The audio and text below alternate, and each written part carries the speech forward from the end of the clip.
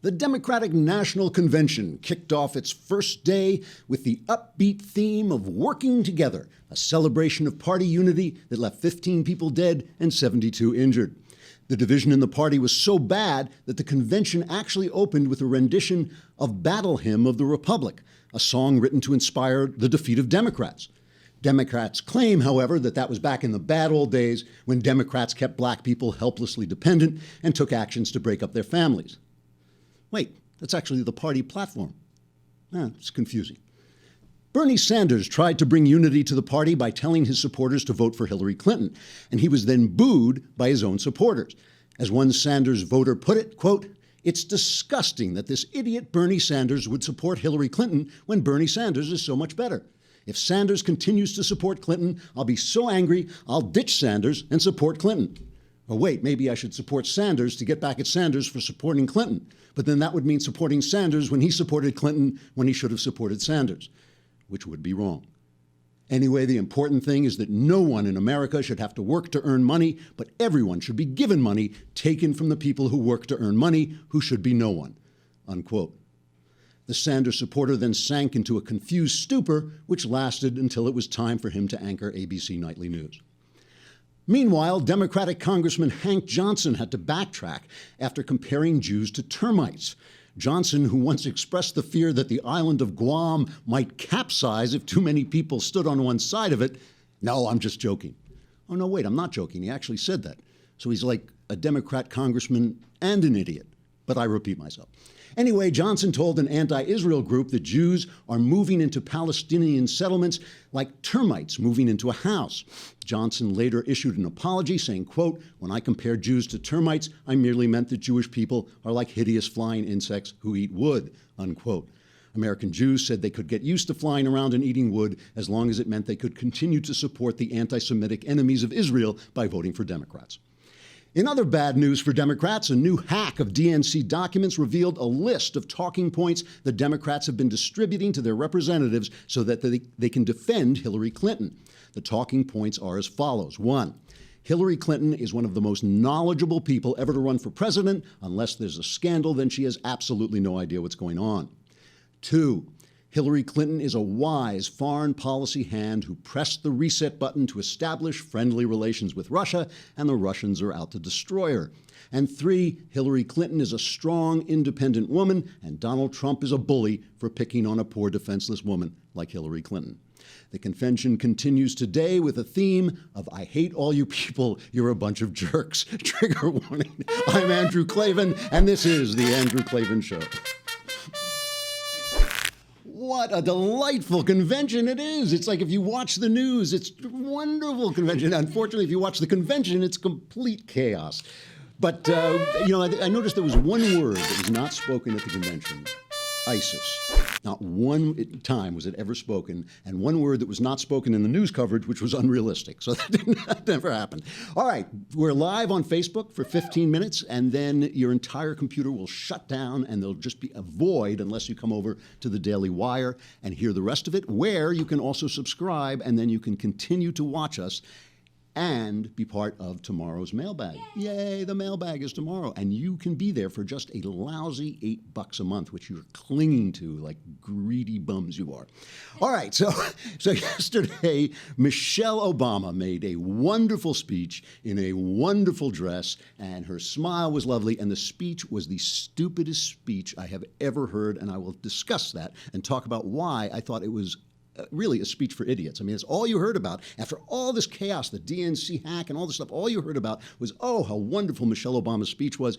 And she looked lovely, and her dress was lovely, and she spoke well, and I think the speech was as stupid as it could possibly be. But before we talk about that, we have to talk about this other thing that happened that nobody was talking about at the convention, which is in France. There's been 3 major terrorist attacks in Germany in a week, and then yesterday in France, 2 Islamist knife men, I'm reading from the Daily Mail, butchered a French priest. They basically broke into this church, cut the priest's head off in their charming way, and left a nun fighting for her life before they were both shot dead by the police in Normandy. One of the men who stormed into the church was a 19-year-old French national who was being monitored by an electric tag after being jailed for trying to join the fanatics in Syria. The priest was 86 years old. He had his throat cut while a nun was critically injured, and the guy was shouting, of course, Allahu Akbar. French authorities say they have arrested a third man in connection with the attack. French President Hollande said France is at war with ISIS, while the terror group has claimed responsibility for the killing. It comes as it emerged that the building, this Catholic church, was one of a number of Catholic churches on a terrorist hit list found on a suspected ISIS extremist last April. So this thing's, so this has been going on, and one of the French authorities says, well, we're just going to have to get used to terrorism. And you're really hearing this quite a lot in Europe.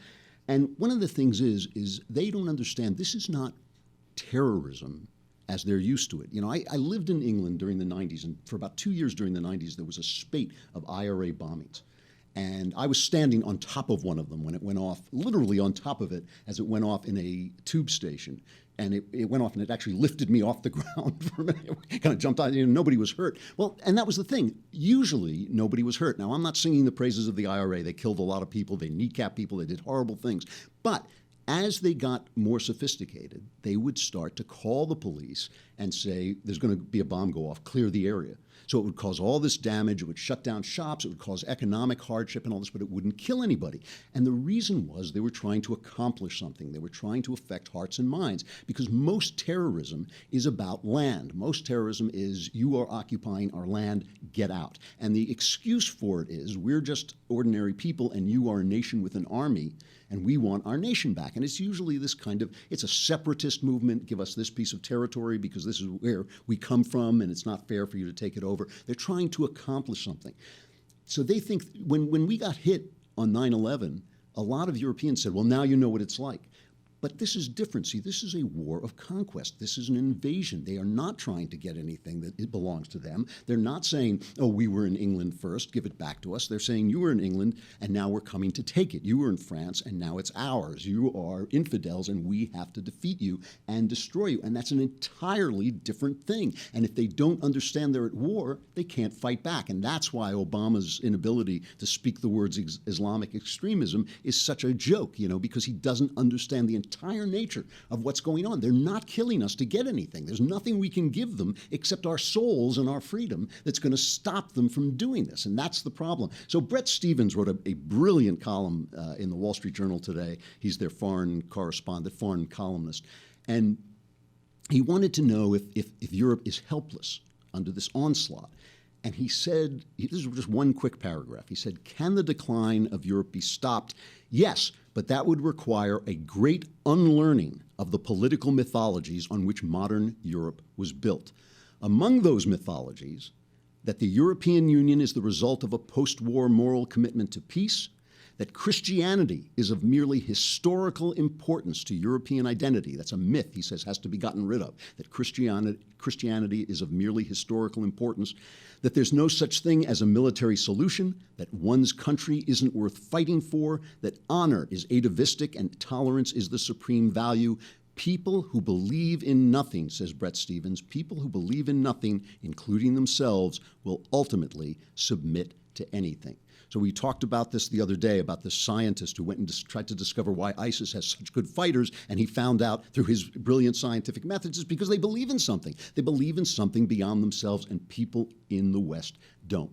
So he's saying basically, and Bret Stephens is Jewish, I don't know if he's a religious Jew, but when he says that Christianity is of more than it's foundational. Christianity is foundational. It is the bottom Jenga block in the tower of Western civilization, and if we get rid of it, the tower falls down. Now, compare this to David Brooks, right, in the New York Times, a former newspaper. David Brooks is one of what the group that I call Knucklehead Row, the op-ed writers the editorial writers at the New York Times. And David Brooks would be the chief knucklehead if it weren't for all the rest of them. And so he's talking now to Hillary Clinton because David Brooks is terrified of Donald Trump. And he's telling Hillary Clinton what she has to do to make her party victorious, right, the Democrats. This, by the way, he was advertised as the conservative New York Times columnist, which I don't know, it's kind of like, has no meaning, I guess. So this is Brooks telling Hillary Clinton, first, you're going to have to fight your party's materialistic mindset. This is 2016, not 1992. Over the past few years, economic and social anxiety has metastasized into something spiritual and existential. Americans are no longer confident in their national project. They no longer trust their institutions or have faith in their common destiny. This is a crisis of national purpose. It's about personal identity and the basic health of communal life. Americans' anger and pessimism are more fundamental than anything that can be explained by GDP statistics.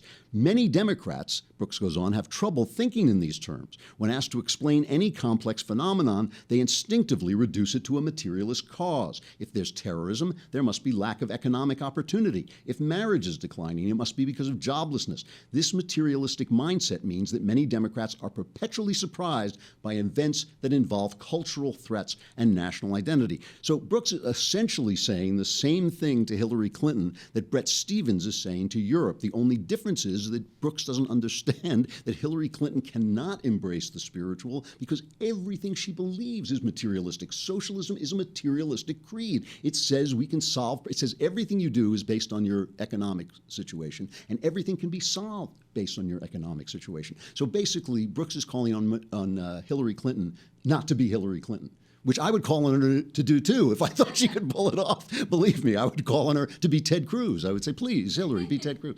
But this is, these are two guys on two sides of the fence. Bret Stephens is an elitist, but a conservative elitist. Brooks is an elitist and a liberal elitist. And both of them understand that the bottom stick in the Jenga tower has been pulled out.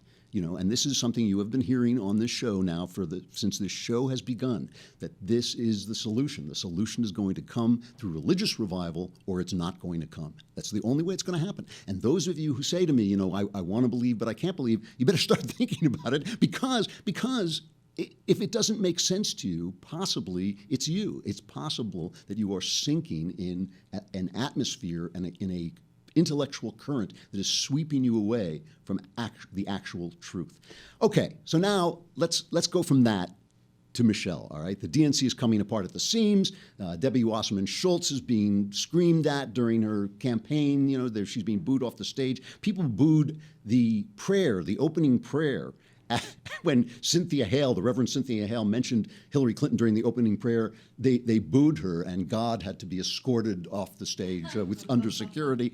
And of course, the Democrats are screaming. I told you yesterday that when there's a scandal on the left, the only thing that the press wants to talk about is, how'd you get that information? How was that information obtained? Never mind what it says, never mind the information itself. So the Democrats have been saying, well, the Russians got this, and they're trying to help Donald Trump, which may or may not be true. Who knows what Putin is thinking? It could well be true. But the only thing about that is we know that Putin has got everything.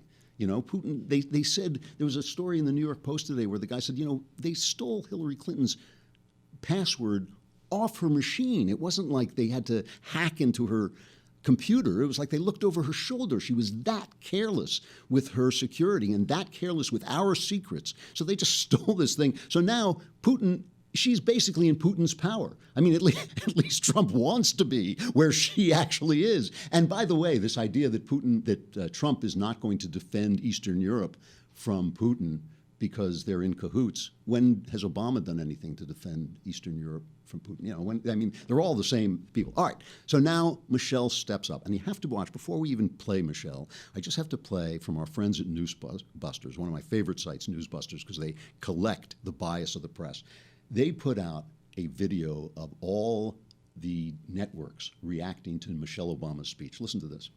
I think it was about as pitch perfect as an endorsement as you can get. It was a pretty succinct case for Hillary Clinton and against Donald Trump, but done with trademark Michelle Obama grace. First Lady Michelle Obama, polished, passionate, and personal, said that only one person is truly qualified to be President of the United States, that is Hillary Clinton. Did not mention Donald Trump's name once, John Call. But hard to argue that it wasn't a speech against Donald Trump. That may have been the most effective, one of the harshest speeches that we have heard against Donald Trump during the course of this campaign. And not only a remarkable endorsement of Hillary Clinton, but without mentioning the name of Donald Trump. An extremely tough speech in which she said, don't let anyone ever tell you this country isn't great. The imagery, too, of saying, I live in a house. that slaves built. Michelle Obama delivered this speech and talked about Donald Trump's rhetoric, not by name, but there was no mistaking it. And she did it not as a politician or as a politician's wife, but as a mother who has famously raised two young daughters in the public eye who have turned out to be pretty poised. And, you know, it was a pretty rocky afternoon here at the Wells Fargo Center. But when she said that her two daughters now know that they can be president because of Hillary Clinton, not only did I see any dissension in this hall, but there were a lot of moist eyes, too. Oh, those moist eyes. Of course, most of the moist eyes belong to the media. But I mean, and Van Jones, the leftist guy on, I guess he's on CNN, he was crying on air. He was crying. So just as a point of comparison, also from our friends at Newsbusters, let's look at how Trump's speech was received by the media. This is the Today. Depending on who you ask, some saw a leader ready to put America back on track. Others saw a lot of doom and gloom. This wasn't exactly Ronald Reagan's shining city on the hill. It wasn't George W. Bush's compassionate conservatism. Trump cast himself as an angry and all-powerful national defender. The GOP nominee hammering home nationalist themes, presenting the country as a dark place. I don't think he broadened his appeal here a little bit. It was a very... I don't know how many people, I think there are some people that wake up and say, wow, the country is deteriorating. But I think a lot of people didn't recognize that country that he described either. So I think it's a very polarizing speech. Yeah, well, let's, on your point there, this wasn't the shining city on the hill. This wasn't Morning in America. He sounded like a wartime president last night. It's just very dark. So dark. And speaking of dark, we have to say goodbye to our friends on Facebook. You are going dark. Come and join us at the Daily Wire.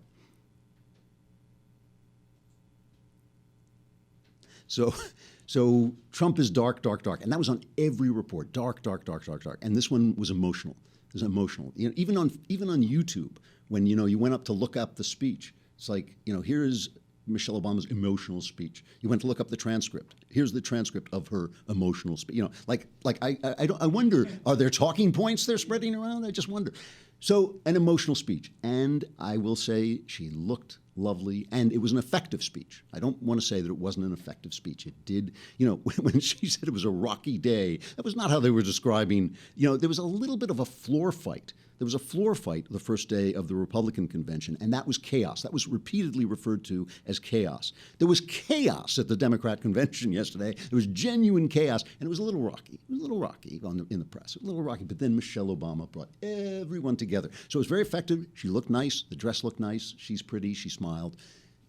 Let's take a look at the speech. Let's listen to what she actually said. She starts out by talking about the fact, her daughters, her husband's gotten elected president. The daughters get into the big limousine with all these men, big men, as she described them, with guns. And she says, I thought to myself, oh my God, what have we done? Because now these girls are going to be brought up in, you know, their formative years in the White House. So here's what she talks about. With every word we utter, with every action we take, we know our kids are watching us.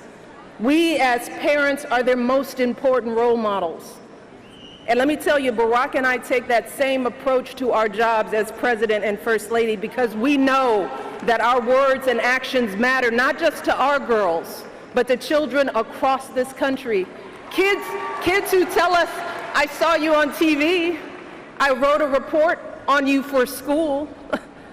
Kids like the little black boy who looked up at my husband, his eyes wide with hope, and he wondered, is my hair like yours?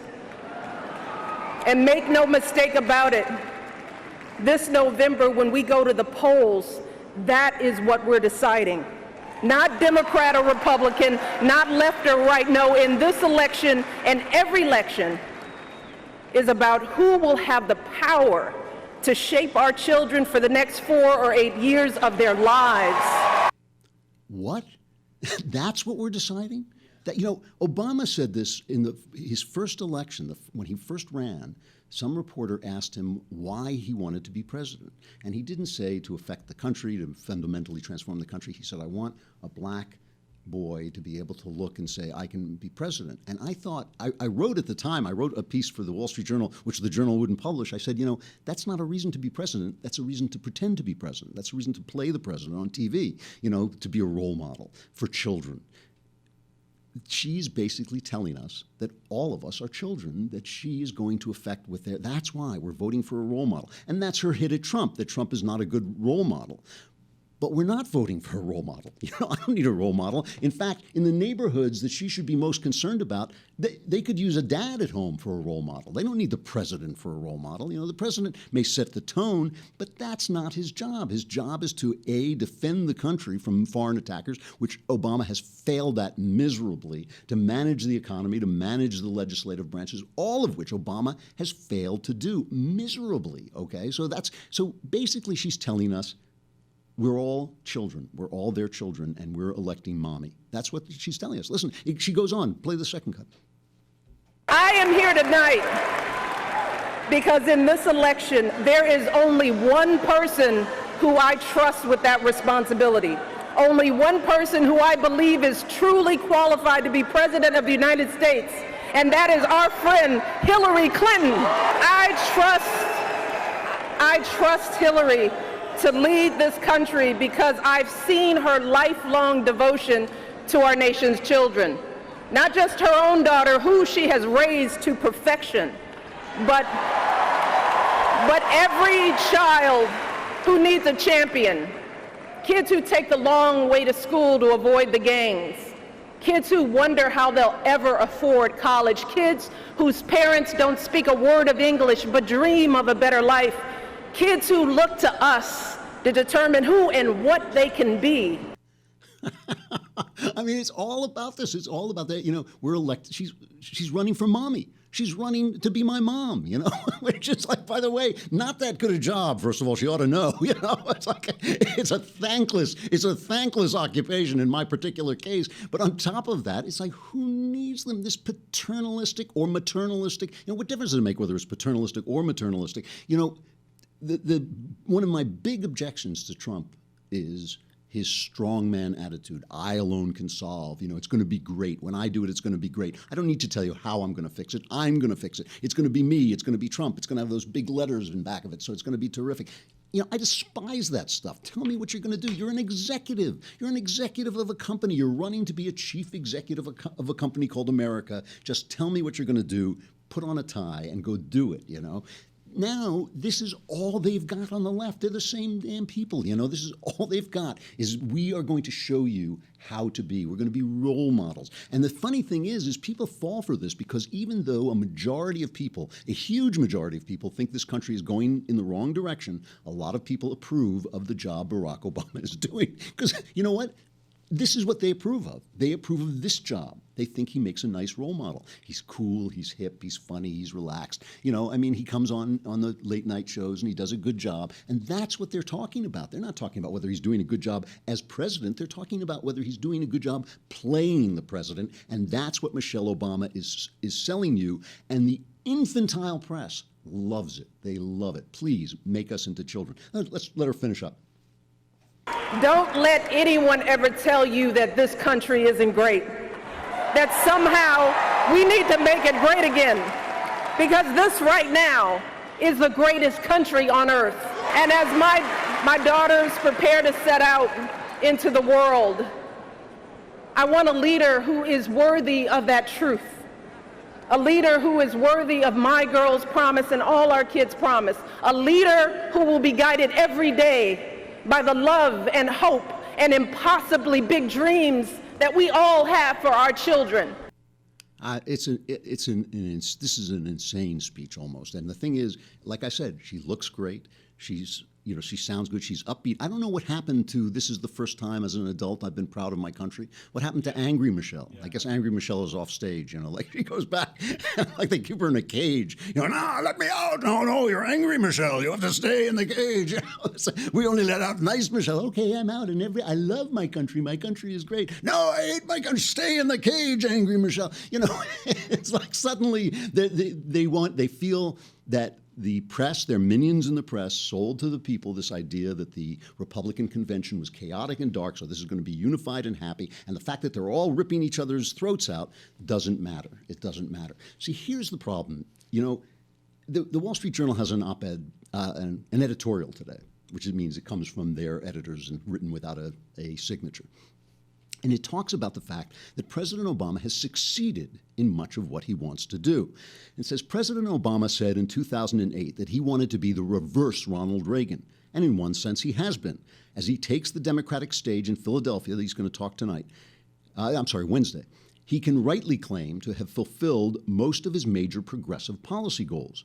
The difference is the results. After 8 years of Reagan, the Cold War was on the way to ending, and the U.S. economy had grown by the size of Germany.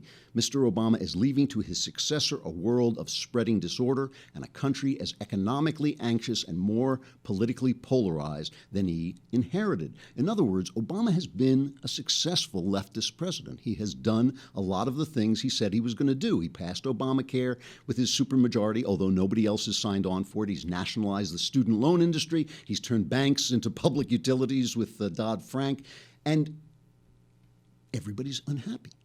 You know, at the end of the Reagan era, people were upbeat and thrilled. They were thrilled because the economy was booming, and it boomed for a quarter of a century afterwards. It boomed right until the minute it crashed, you know, after George W. Bush. You know, this is the important thing. Hillary Clinton is taking over a leftist party, a party to the left of hers, and she does not have the strength of character or the affection to move it back to the center the way Bill Clinton did. This is Bernie Sanders' party that she is taking over. And so while it may be funny to us as conservatives to watch them tearing each other apart, we better come up with an answer because we haven't got one right now. I mean, what we've got is this nationalistic authoritarian. And what drives me crazy, I mean, you can hear how much I dislike the press. I think they are insanely corrupt. I think they're insanely dishonest. I don't even think that they pretend not to be biased anymore. I mean, they used to at least be hypocrites. They used to say, I remember the New York Times editor saying, you know, the New York Times plays it straight. You know, I thought, like, really? I mean, do you really think that? Maybe they did. Who knows? Maybe they did. They don't even pretend anymore. They hate Don. There is an evil, you know, attack on Trump every day in the New York Times. The problem is that what they're saying is true. That's the problem with Donald Trump, that Trump is a bad candidate. He's a bad person. He's not a conservative. He's a left-winger. You know, he's a guy who believes in government. He believes in the strong man and all this stuff. And we have given legitimacy to this dishonest press to now say what is untrue, that Hillary Clinton is qualified to be president. She's in no way qualified morally or in terms of her intelligence and experience to be president. Like Obama, who has failed at everything he's touched. Everything Obama has touched has turned bad. And that was a success for him because his policies don't work. The same thing has been true with Hillary Clinton. Everything she has touched, you cannot name something that she has made better. You can't name it. And those of us who elevated Trump have given the press cover to tell the truth about Trump, but tell us lies about Hillary Clinton. It's a bad, bad situation. All right. This brings me to stuff I like, okay? Because yesterday I was talking about Hail Caesar, and it caused me to reflect. You know, what shocked me about Hail Caesar was its depiction of Hollywood communists as the bad guys, because Hollywood has been moaning for years, for decades, about, oh, we were blacklisted during the, and I thought, like, yeah, well, you were trying to sell people on this murderous, Stalinist philosophy. Maybe you should have been blacklisted. Maybe, if you had been selling people Nazi philosophy, nobody would care that you were blacklisted, but you were selling something just as bad. So I was really shocked that Hail Caesar actually depicted them at least somewhat in that way. And I was thinking, there aren't that many films that show you communism as it was at its height. And here's one that's really, really obscure. I'm not going to tell you this is a great movie, because it's not. It's a TV movie, and so it has some cheap production values. It has a good cast. It has Donald Sutherland and Stephen Ray and Max von Sydow. So it's an excellent, excellent cast. But the story that it tells, which is an absolutely true story, is fascinating. It's called Citizen X, and it's based on a nonfiction book by Robert Cullen called The Killer Department. And I started reading the book, but I got kind of lost in a forest of details, whereas the movie tells the story pretty clearly. It's the story of a Soviet cop who admired American police procedures, and he started to try and learn them. And it was hard, because it was hard to get information from the West. But as he started to learn them, he started to realize that a serial killer was on the loose. A vicious, vicious serial killer did terrible things to children. So he went before the committee, which was the police were under the military, I think, and Donald Sutherland plays the guy who's heading that committee. And he goes and he tries to explain to them that a serial killer is on the loose. This is in the 80s. And listen to what they say. It's clear that we have a serial killer on our hands, already the most prolific in Russian history. We'll have to take extreme methods to stop him. Did he say a serial killer? We understood there were wide discrepancies between the wounds inflicted. That's what you told us, Colonel. And both boys and girls. It could be two different men. It could be a gang. There are no serial killers in the Soviet state. Well, that sounds more like wishful thinking than a... It is a decadent Western phenomenon.